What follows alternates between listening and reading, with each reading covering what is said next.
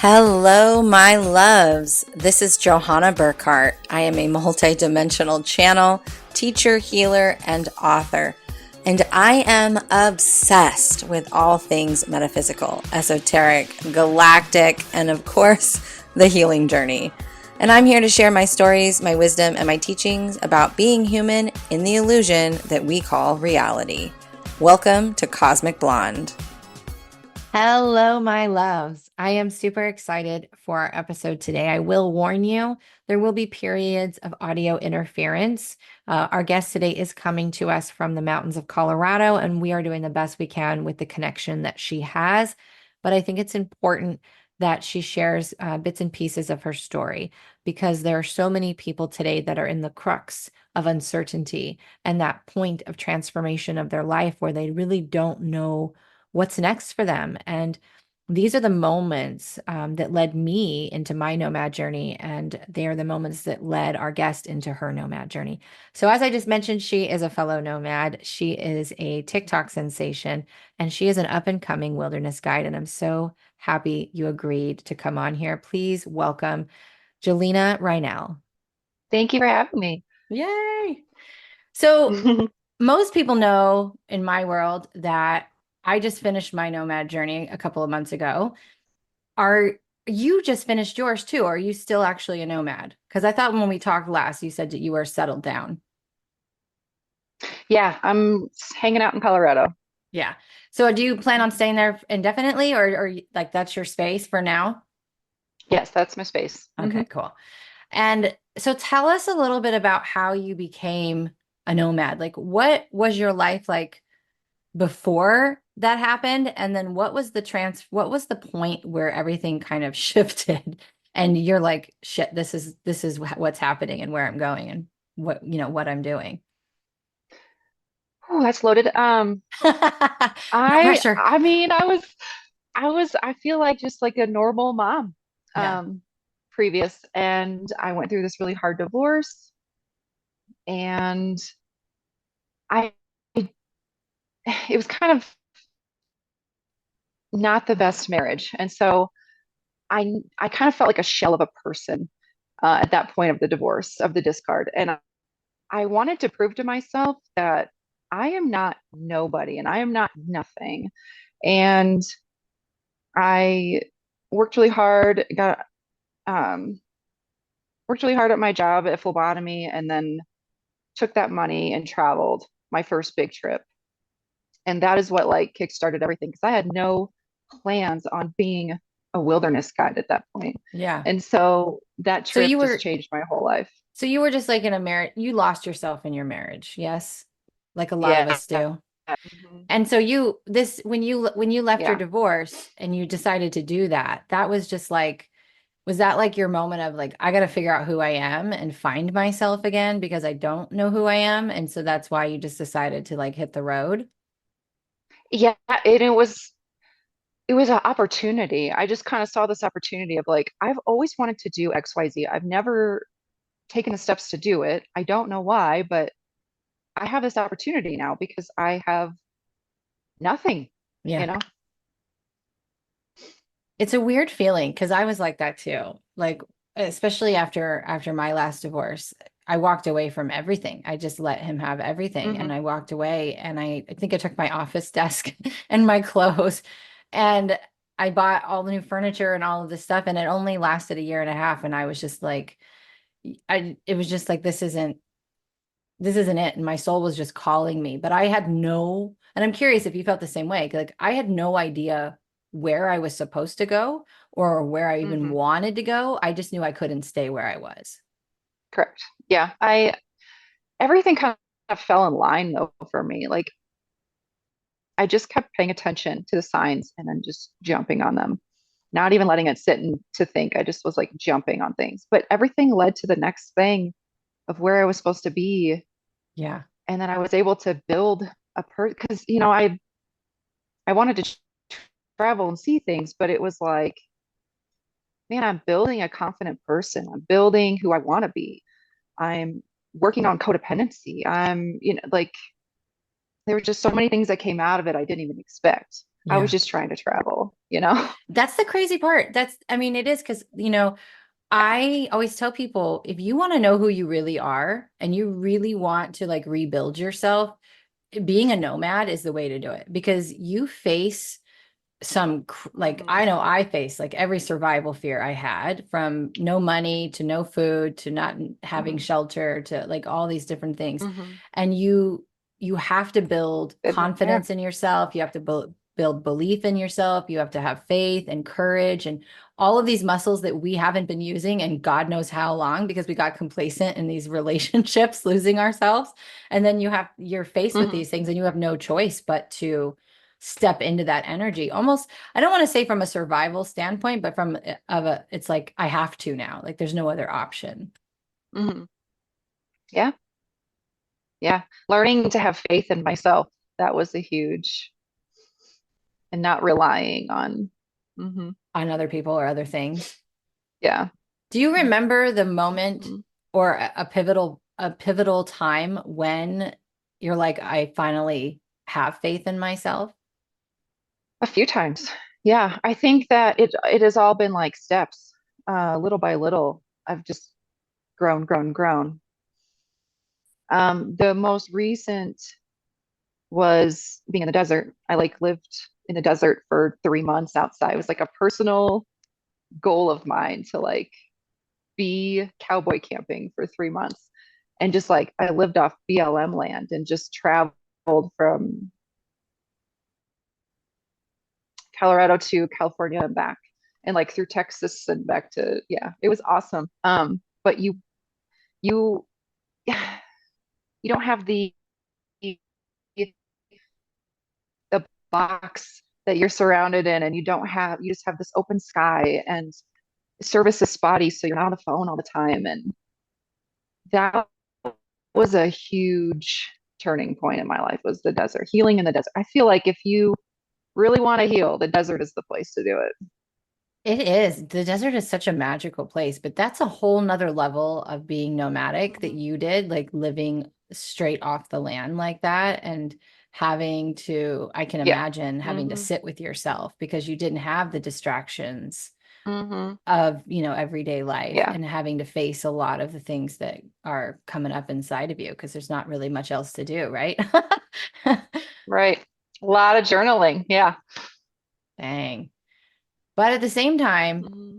that had to have been one of the probably most soul Hmm. healing things. Just for me, going to the desert, my favorite part of the desert is the pitch blackness at night and being able to look up at the stars and look at the vastness Hmm. of how little we really are compared to where, Yeah. what we are.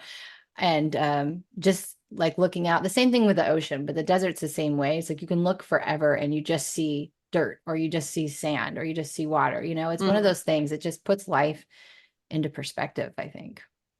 Yeah. Hmm. So tell us about your very first trip. So we know that you got a divorce and then you took off. Where did you end up? What was your first place that you went? Yosemite, also magical. I have not been to Yosemite yet. Oh, so magic. Um, I had just 6 days, and I wasn't even backpacking. I was in a cabin in the mountains. But I was there 6 days. I took a day to the ocean, take a break from hiking, and then I came back. But what I was noticing while I was hiking every day, I was like, there's not many women like by themselves. And I mean, I could count on one hand the whole 6 days, like how many women I was seeing by themselves. There were some groups of women, but it was mainly like they're with their partners. And I just kind of struck a fire, and I wanted to know more about that. And I started looking on forums when I got home, and like women are scared. And that struck another fire. I mean, the fire just kept growing. I was like, okay, I didn't have, like I said, any thought to be a backpacking guide, but like that trip really made, because it was such a healing trip for me. I was like, why aren't more women doing this for themselves? Yeah. Like nature itself is just like, yeah, it's just breeding ground of healing, right? But so I just kept learning, researching more and more and more. And I was like, okay, if this is what you want to do. This is what you're feeling called to do. And it's the funny thing is I had bought a backpack years ago because I have always wanted to, but I had not done it yet. Yeah. So I was like, if this is what you want to do, you've got to pedal to the metal and like you've got a lot to learn. So I just traveled my ass off after that and was in a PNW. And then I went over the Appalachians. I lived over there for a while and I'm in Colorado and I did a lot of backpacking in Utah. I think Utah I know more than anywhere because I've had a couple backpacking jobs there, north and south. So I was just like, man, I gotta learn so I could start my own thing because I really want to help women connect with nature. And I want them I feel like when you connect with nature, you really connect with yourself. Heck And like yes. that slowing down is, yeah, the slowing down, the pause, being able to listen to your own damn thoughts. It, it's like we don't take enough pauses. And when we do, we're uncomfortable, right? So like it's like I want to teach like let's be comfortable in the pause. Let's appreciate nature and like I think using nature as a metaphor like that's how I write too. It's beautiful. That is beautiful. And it's true. I think the biggest question I get when I tell people that I was a nomad for 2 years, they always say, "Oh, did you do van life?" I was like, "No, I just had my car." And they're like, "What do you mean?" I'm like, everything was that I All own was in right. my everything I own was in my car. Well, where did you sleep in your car? I was like, sometimes. I was like, Mm, sometimes my back seat was my car. Sometimes I tent camped. Sometimes I used Airbnbs. I said most of the time I used house sitting, but there were times where I needed to go off grid. I needed to not be in mhm, a house. I needed to, I spent a week camping on a beach. I spent another week just randomly driving around, mm, finding mhm, places off back roads and pulling off and being like, oh, look, there's a lake here. Let me camp here for the night, And people were like, weren't mhm, you afraid? And I was like, no. It's weird. I really was not afraid. And I think there's such a misconception that the world is a bad place and that it's a scary yeah, place. yeah, And I'm like, you need to unplug from your TV because it's not. People are mhm, inherently kind. And when you're out doing this, especially for like what I did, I tried to stay off a lot of the main roads. I did a lot of back roads when I mhm, could to see the country. And when I did go to different places, I would do my research and try to find local spots that people wouldn't know about. I tried to stay away from, I did do some touristy stuff, but most of it was trying to find the little local honey holes. And people just want to be heard. People mhm, want to tell their story. They want to hear your story. Like people are super interested. I never had a bad experience ever. I never had anybody try to hurt me, attack me, nothing. Like, and of course I had my challenges, but I always laugh when people are like, "Oh my God, mhm. weren't you afraid to like at night or this or that?" I'm like, "No, it's weird. I wasn't. I wasn't afraid at all." No, the forest is home to me. So Yeah. yeah, Well, no, I mean, but I did so much hiking between Wisconsin and Michigan, mhm, and it's real easy to get lost in the woods. Let's be clear. It's very mhm, easy. You can, you have to pay attention. You have to, be paying attention to your surroundings, understand the area somewhat. We're not telling you to go be stupid, but I think sometimes we have to get lost in order to find ourselves, and we have to mhm, go somewhere where where we don't hear a thing. There was a moment where I was hiking in the winter and or I was just walking, honestly, walking down a trail. And the sound of silence, I stopped and I was like, oh my God, there was nothing. There was no wind, there was no noise, and the snow just insulated mhm, anything that was.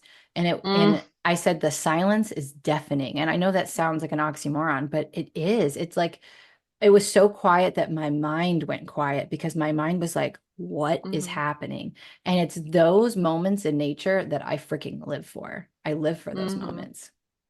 Yep. Just being up here and hearing the wind all the time is like, ugh, a godsend. That's my other favorite thing is like hearing the wind through the trees. Like Yeah. I think the Hmm. wind speaks to you sometimes Yeah, just by for the way sure. that it moves through the trees. I'm like, the wind's speaking to me. 100%. So, have you taken any other groups? Have you taken groups backpacking now since that love and that fire has started in you?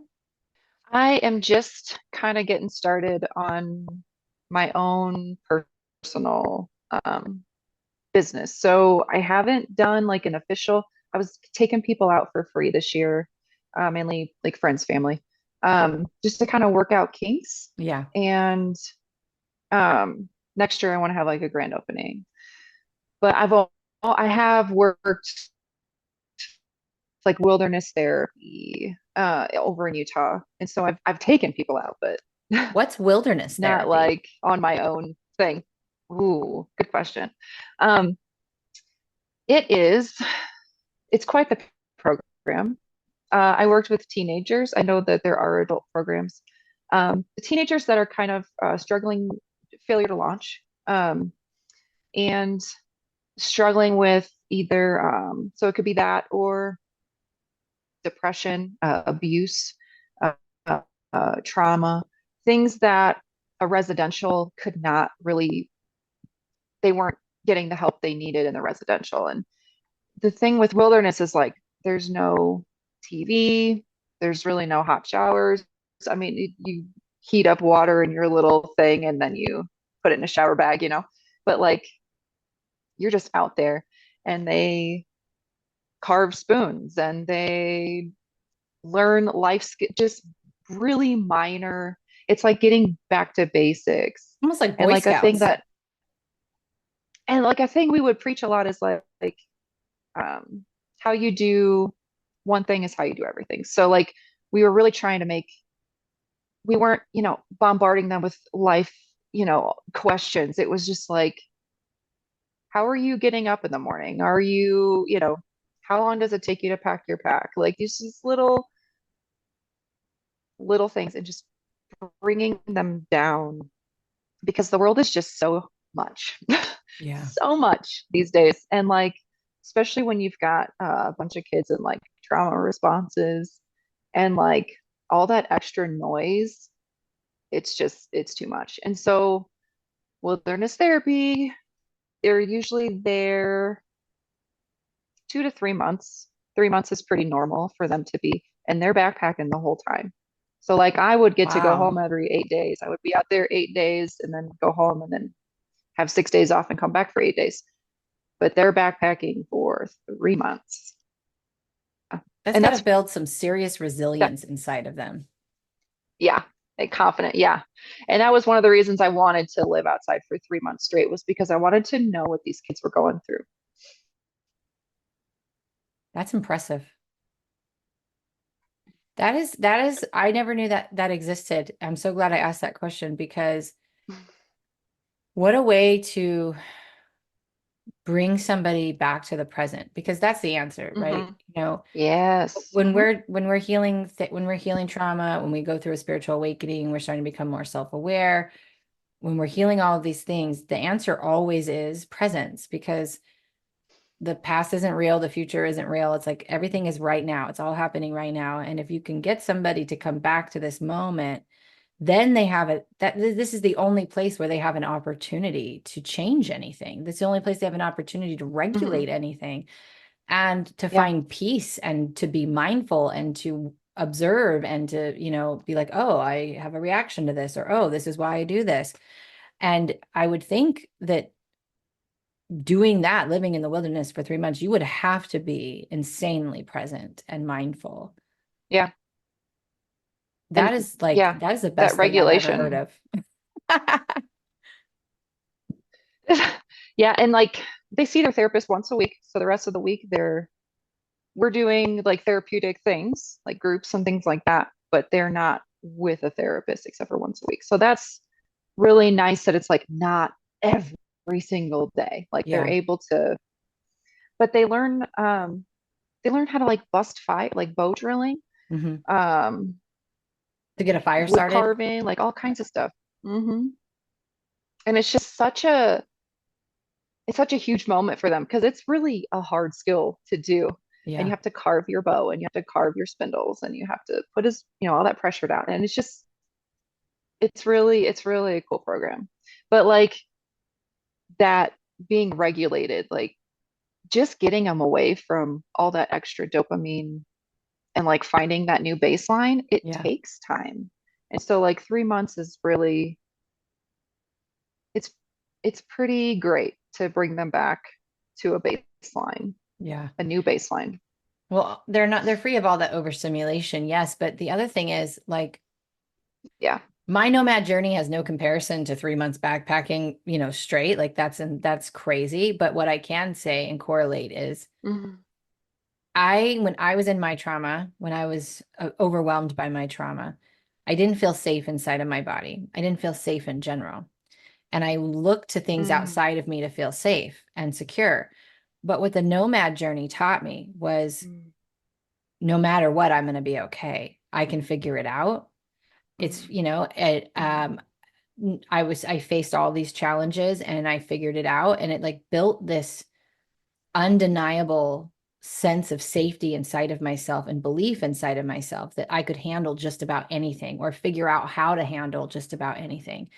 And when you are Mm. able to experience something like that, you start to feel safe inside of your body, and the past traumas no longer rock that sense of safety, even when they're re-triggered, because they have, like, I even since I've stopped doing my nomad journey and, a year into it still, I was still getting triggered. I still had trauma responses, but I Mhm. no longer was taken down by them. So these kids being Yeah. able to do that, it's got to Mhm. provide a sense of I am good. Like I am safe. Mhm. I can take care of myself. Like I'm okay. And I think that I'm just like so in awe that this exists, and I want to do research and find out more about it because I think that that's such an amazing thing that somebody created. And you said they have this for adults too, Yeah. Yep. Um, I know out east for sure. I don't know about Utah. I know that they used to have adult programs in Utah, but I don't know if they still do. Out east though, I do know. Mhm. that's amazing. I'm gonna Mhm. have to look into that. So do you want to do something like that, or you just want to be able to take people? Because I know you said did you say you wanted to do retreats or things like that, or you just want, tell me what Kind of you like a want to do. shim. Like, what's your vision of what you like, if your goal, like, what is your goal of your vision if you could have it any way you want? Kind of like a shamanic experience. Not calling myself a shaman, but Right. like I like some of those practices of just really slowing down and looking at what's around you and connecting with it. Um,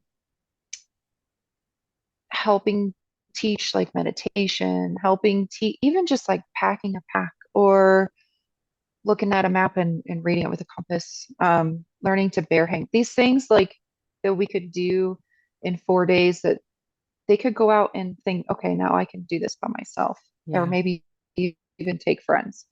Um, but just like that confidence building, I know a lot of people want, there's like two types. There's like the ones that don't want to do the research, they just want to have the experience, they don't want to do, and then there's the type that like they want to learn, they want to do it more.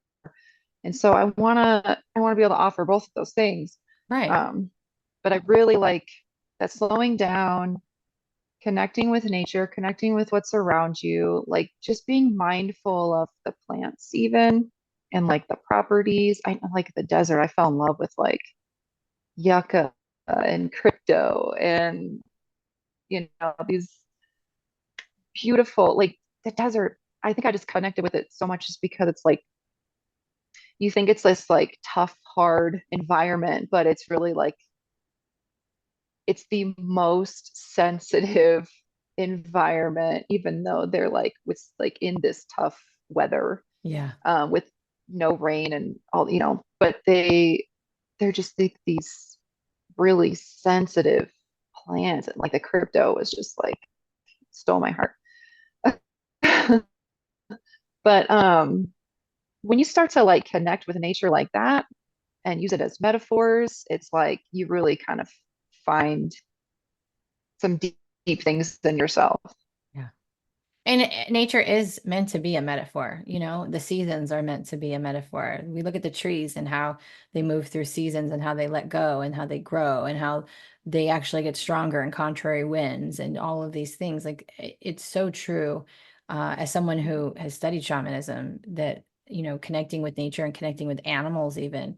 There's so much that they And can, bugs. Yeah. yeah, and the bugs, yeah. Everything has its purpose, everything has its Mhm. job, everything they have, it's like their own.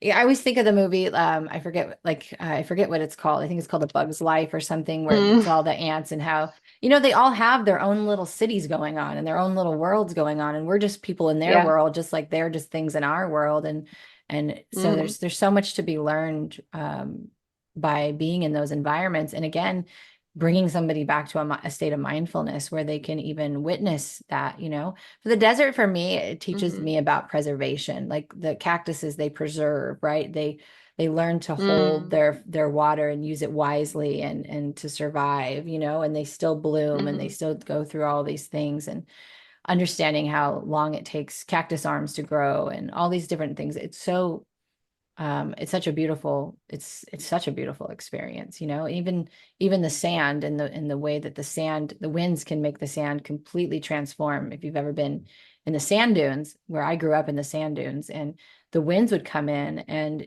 one day it would look one way and the next day it'd be completely different. It would just completely be transformed. It would clean and erase any track of anyone being there. Mm. It's such a beautiful experience. I can't even give you the right word for it. So I think that's Mhm. amazing. So let me ask you, did you grow up camping? Did you have a Yeah. childhood filled of these types of experience? Tell us a little bit about your Yes. childhood. Um, my mom loved being outside, still loves being outside. My mom has also backpacked out east. She has some land here in Colorado, south of me, and loves hiking, loves backpacking. Um, she hasn't backpacked since Vermont, but loves it. But yeah, we always were on the campgrounds, um, as many weekends as she could do it because she was a nurse, worked not just full time, but overtime. Yeah. Um, but as much as possible, and hiking and like taking small trips. We didn't have a lot of money growing up, but we would take little trips. We went to like Gary, Indiana, and did some hiking and beaching along the Lake Michigan there. But yeah, same with my kids. I took them all over the Midwest when they were growing up and doing some hiking and camping. My daughter does not like it, but that's all right. There's always one, right? There's always All one kid right. that's like, this isn't for me.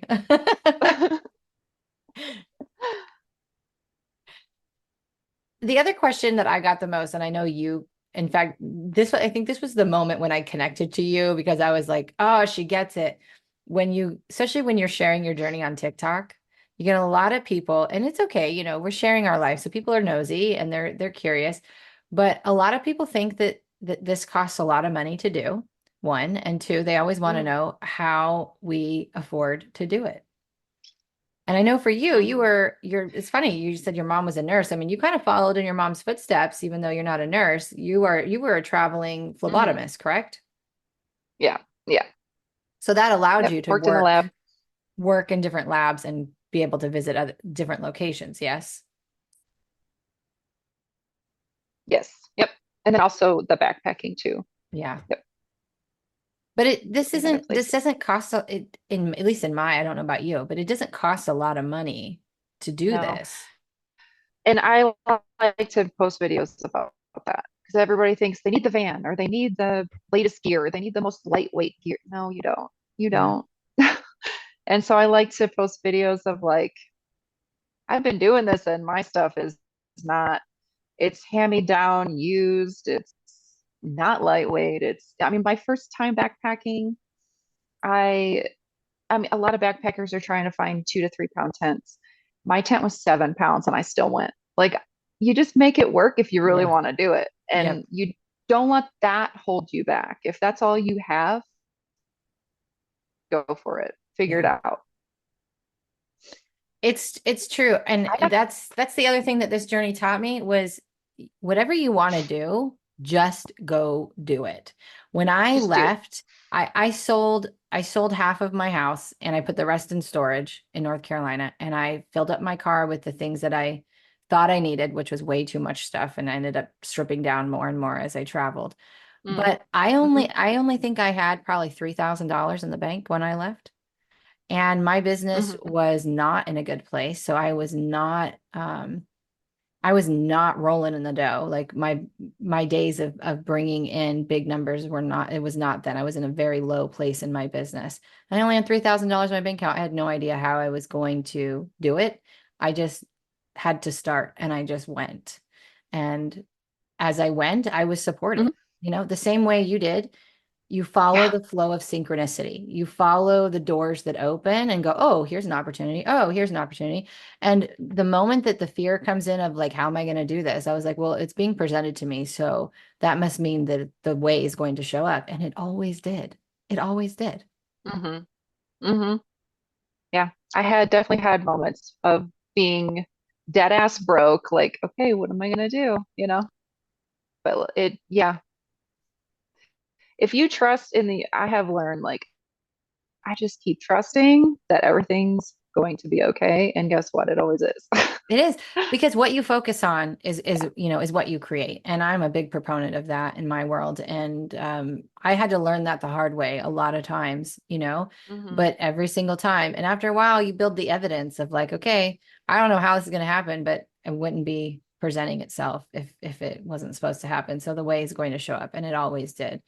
And I mean, I had to buy a new car while I was traveling. I mean, I had Hmm. all kinds of things that went sideways, and just Hmm. everything showed up to make it happen. But I literally would be like, I don't know where I'm supposed to go, and then something would pop up, and I'd be like zone. Hmm. I'd be like, that's it. That's where I'm supposed to go. I would not have a house sit line. I remember, in fact, I was in Texas where I am now, but in a different area. And I was like, shoot, my house sit's about to end. I have no idea where I'm going to go. I don't have a new house sit booked, and I have no clue where to go. And I was just scrolling on my app, and this house just last minute showed up, literally like I had a day left, showed up in Southeast Georgia. And I read it and Hmm. I was like, I'm supposed to go there. And it was this house on like 2 acres of land. It had a farm, it had a lake, and it Hmm. was close. It was like an hour drive from Jekyll Island. And there was all these areas that I wanted to explore. And I was like, that's it. And it was so quiet and so peaceful. It was surrounded by trees. And it was just the best 3 weeks ever. But those are the kind of things, like, it didn't matter that things were looking like shit was about to hit the fan or it wasn't going to work out. I was just like, well, then Hmm. I'll just get in my car and start driving somewhere. And then these opportunities would just spring up. And Hmm. I had a couple of those. That's how I ended up on the beach in Texas for a week. I had nowhere to go. And I was like, well, if I don't have a house and I can't afford an Airbnb, what would I want to do? And I was like, let's go camp on the damn beach. Like, when am I going to do that again? And I did. Hmm. And it was not comfortable, and it was very different, but it was one of the best memories I have on that trip. So if you learn anything from this podcast, this episode, whatever you want to do, just start, just do it, because it will Do. figure it out. Hmm. Yeah. Yep. And really, that's the best way to learn. You can read it as much as you want, or you can look up stuff online as much as you want. But when you start doing, Yeah. that's when you really grow. That's when you really learn. Like And you have to that's get like I comfortable, tried. and you have to get comfortable in the uncomfortable. You have to be comfortable being uncomfortable. Yeah, yeah. And that's why I like preach so much about like stop looking up on YouTube like all the things that you think you need. You don't need to look at like all this latest gear. Forget that. Forget it. Just go to your local shop and see what they've got. And Go there's to a like thrift shops. store. Yeah, I was gonna say there's like marketplace, there's local. I don't know where you're at, if you're in the Midwest, maybe not, but like out here, we have used shops. And there's if you're a part of an REI, I can't remember what the little club is called, but like it's free and you can buy their used gear. So, I mean, there's options where you don't have to buy brand new crap or the lightest crap or Yeah. whatever. Yeah. I did not have anything. It's so funny because people always, one of my guy friends in San Diego, he's like, you don't, and you're probably gonna just, I don't know, it's fine. I just have to tell you. So I was hiking with a guy friend in San Diego, and he goes, when you hike, you don't bring a backpack? And I said, no. Well, and if I'm going on like a really long trip, then I would pack a backpack. But most of the time I was just winging it. So I didn't really have anything. And so this Mm. particular time I had a backpack, and he goes, do you have a knife? I said, no. And he was like, I like listed all these things. I was like, I don't have any of these things. He's like, well, what happens if something happens? I was like, I don't know. I'll figure it out. Like, I don't know. I didn't know what I didn't know, and I didn't let it stop me. I didn't even research anything. I was just like, I don't know. Nothing ever Yes. happened. I never had to worry about it. And then on the nomad journey, people were like, do you have jumper cables? I was like, no. Do you have a self-starting battery to jump your own car? I was like, no. Do you have an air inflating thing in your car? Nope.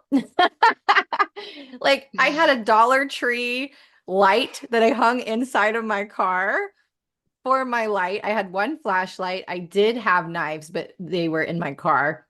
I had Hmm. a socket set, and halfway, like after about 4 months in, I bought a camping stove, a single burner camping stove. I bought a sleeping bag.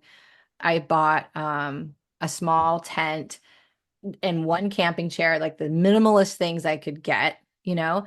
But I did not have anything. In fact, I didn't even buy Hmm. my Halo. I have a Halo now until I left Michigan last December, this past March of this year.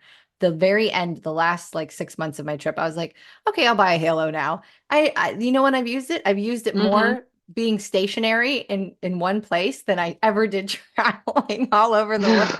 I've been through 28 states. I never had an emergency. Now all of a sudden I use that thing all the time. But I didn't have shit. I did not have Hmm. nothing. I didn't know what I was doing. I was just like, I'm gonna get in my car with what I think I need and go, and I'll figure it out on the way. And that's Hmm. what I did. And Yep. so don't don't like panic. Don't go through this list of I have to have all these things. I mean, if you have the resources and you want to prepare yourself, great, go for it. But if you don't, Hmm. and a lot of people are going to be in this position, a lot of people already are in this position where they're going through a Yeah. major life transition. They need to leave, or they're losing their home, they're losing their job, and they're like, what do I do? Go live on the land, go drive this country and see it, go Hmm. find yourself. You don't need all of that shit. Put it in storage, sell it, get rid of it, whatever. Trust me, you will forget all about it, and you will become so present. And it's just, I don't know. I cannot recommend people. I think everybody should take 2 years and just go live in their car. I swear to you. I think the world would be a much better Yeah. place if everybody did that. Or even just a month. I think it was last year or the year before. I took my son on a month-long trip. We went from Iowa all the way to the Redwoods and then back, but we did like a little so we got to hit up as many states as possible.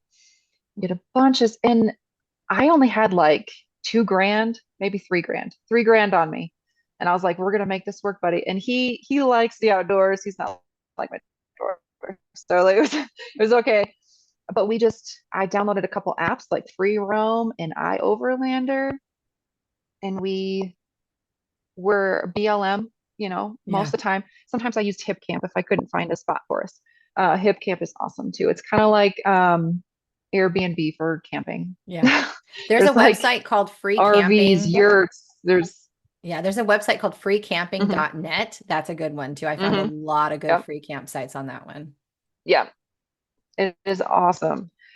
But like we just we just did this loop with just a couple grand. And it's funny because like when we got to California, he was like ready for a hotel room.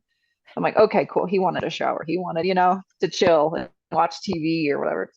But I was saying like the funny thing is we spent more money in California than anywhere, which is $700 in like 2 days. And I still made that entire trip work between gas and food. We did bring a lot of our own food, but we were on BLM land. It was free. Yeah. We found, um, sites on iOverlander, the app, and then Free Roam. Um, and we hip camped twice, I think. But other than that, we were outside. Yeah. And In California, I you think guys I ended like up getting a hotel, you said? yeah, yeah. So we were in a hotel there, spent the most money there, but like still a whole month, and you Yeah. can't do that if you're like flying in somewhere, staying at hotels. Like you can't you can't do that for a month for a couple grand. No, you But can't. we made our own granola, we made our own jerky, we had like bags of chili and stuff like that to like rehydrate. And so like we did it as cheaply as possible. And when he got home, his dad and stepmom were like, he's so calm. Like he's not being squirrely and like saying all this weird stuff, teenage stuff. He's just so calm. I was like, yeah, welcome to the outdoors, man. They just regulate you. That's amazing. So, do you Mhm. like what was his perspective other than him coming back calm?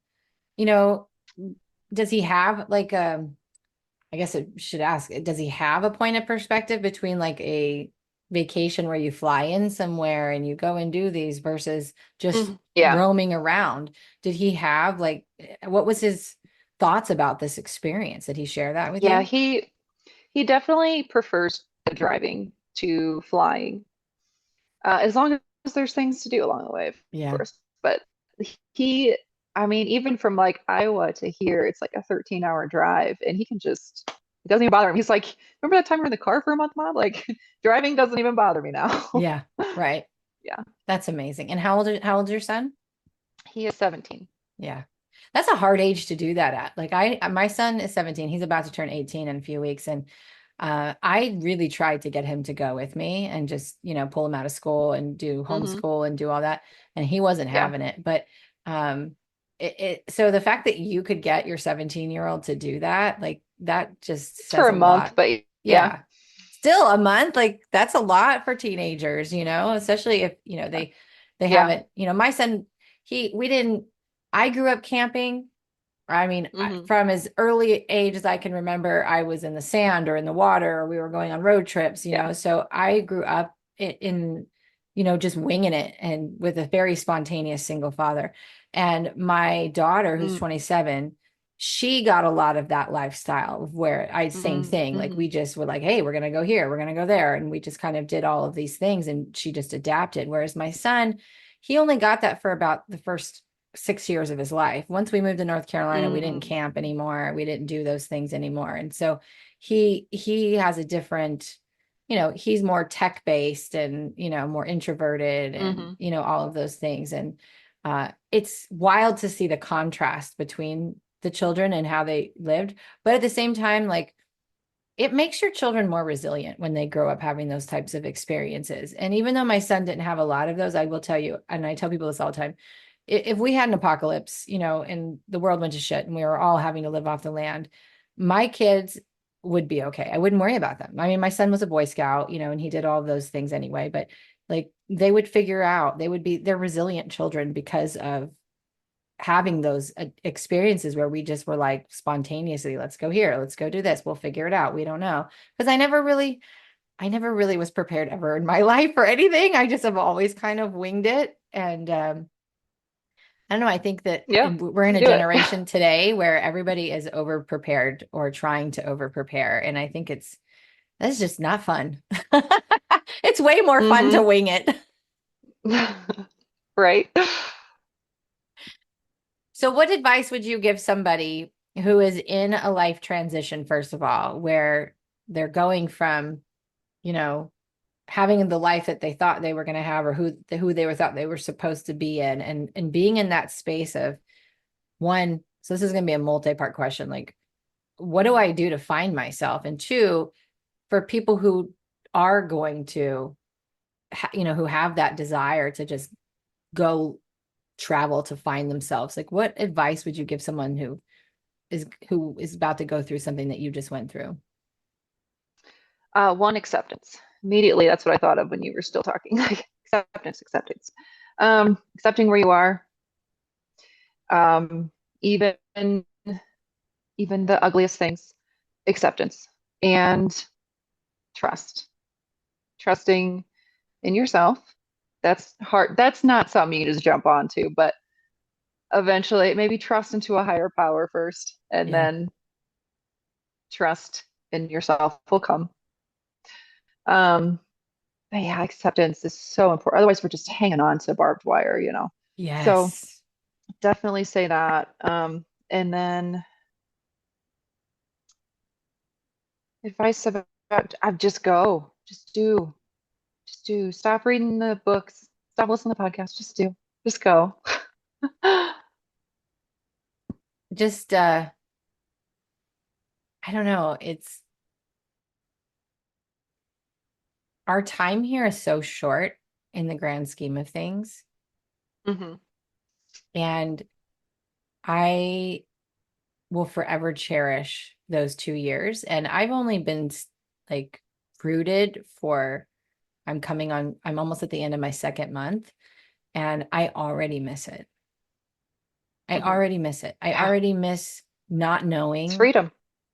what's next. And it's so interesting because our souls came here to experience uncertainty, but from the perspective of adventure. Because when we're a soul and we don't have a body, we fucking know everything, dude. We have a thought, we want to experience it, we Hmm. align to that thought, we experience it. How boring is that? I mean, think about it. Hmm. If you always could just snap your fingers and have everything you wanted and experience, you think, oh, that's the greatest life. It's not. You're going to get bored of that very fast, right? There's no challenge. There's nothing you're working towards. And so we come here and we have this, but the ironic part is that's the thing that humans fear the most is uncertainty. So, so my best friend, at the end of my 3 months in the desert, I was like, I wasn't working at that time and I was living on dimes. And I told my best friend, I said, how is it that I have the least stability I've ever had in my life, but I'm the most happy? Yeah. And she said it wasn't about stability, it was about freedom. Yep. Like, oh, yes, freedom. It And is. to experience that, I've got goosebumps right now, to experience that real freedom. Oh Yeah. my gosh. And I think that a lot of people struggle with the money thing, and then and a lot of people probably struggle with like, well, I have these, I have kids or I have family or my mom or this, but like for money, it's like, oh, it's so easy to figure that out. Yeah. I know it sounds crazy, but it's like I travel phlebotomy, travel nursing, travel, or what the house sitting. There's so many options that I don't even know half of them. I mean, it's crazy. And like a lot of people do like camp hosting where you're like at a campground and you're hosting, yeah, like the campers or like working at campgrounds. Yeah. Or I've heard of nomads, they work at local gas stations or bars Yep. while they're traveling. I mean, there's just, Working farms. if you limit, yes, like alpaca farms and things, yes. But like we have this we limit Belief. ourselves. We just like we can't open our minds, yeah, to this. And you don't have to have a perfect job. You can start at a gas station. It's okay. The Hmm. freedom is really what you're after. It's not the It dream is. job, It you is. know? Yeah. And I still have the freedom and I know that, but the I miss living in uncertainty. Waking up every day knowing that this is what it is. I'm like, yeah. Hmm. I don't know if this is it for me. It's like, this is okay. I mean, it is. It's wonderful. I have a great life. I have nothing to complain about. And, Hmm. everything that I wanted to happen has happened, but what you think you want is never what it actually is. You get it and you're like, it is coming back to that feeling. And when you're in uncertainty, you have to be present. When you're in uncertainty, everything is an adventure and everything is a surprise, if you will. Like you don't know, good or bad or indifferent, like something's going to happen and you just kind of have to roll with it. And I don't know, I miss that. And so my Hmm. son's turning 18 in a couple of weeks. And instead of flying in, I'm driving. I'm like, nope, I'm getting in the car. Hmm. I'm gonna, I'm gonna get in the car and I'm gonna stop wherever I want and sleep in my car, and which is weird because I actually feel the safest sleeping in my car. I'd rather sleep in my car sometimes than in my own house. But Yeah. Hmm. there's nothing like it. There's nothing like it. And so that fear of uncertainty can be seen as an adventure if you're willing. Hmm. And that's Yeah. all you have to look at. It's like a road trip. You're gonna get there. You're gonna make it to where you're supposed to go. So just enjoy the journey and stop worrying so Hmm. much, because it takes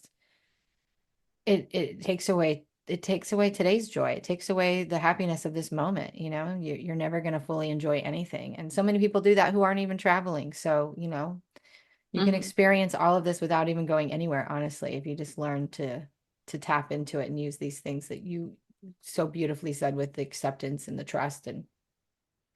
and me with the uncertainty. But it's if it calls to you, if the nomad life calls to you, if disappearing and traveling the world and going somewhere else to try, calls to you, it's one of the most challenging things you'll ever do, but it is one of the best things you can ever do for yourself. you Hmm. it will change you forever. Hmm. So tell us where people can find you if they want to follow your journeys and stay up to date on when you may open and start helping people with backpacking and traveling. Um, Definitely more of a voice on TikTok these days than anything. I do have an Instagram, but I don't post as often. Yeah. And that's Wildy Warrior. And then on TikTok, I'm Mountalina, or your favorite wilderness guide. Okay. And But we'll link I'm we'll link frequent, them below in the description of the podcast. yeah, very frequent on TikTok, but that's the only one I'm really frequent Yeah. on.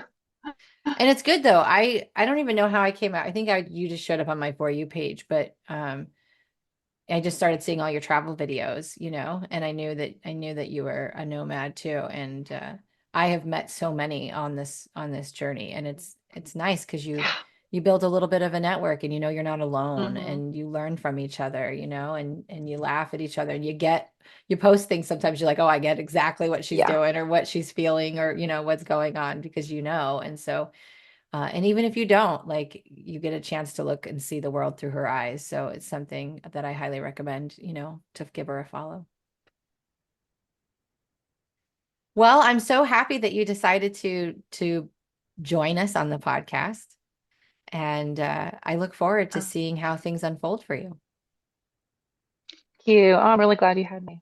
Yeah. I was nervous. Nothing to be nervous about. All right, my loves. Well, we will see you in the next episode. Hey, thanks for listening.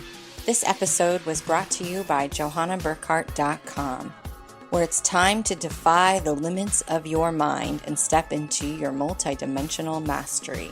Don't forget to subscribe so that you never miss an episode. See you next time.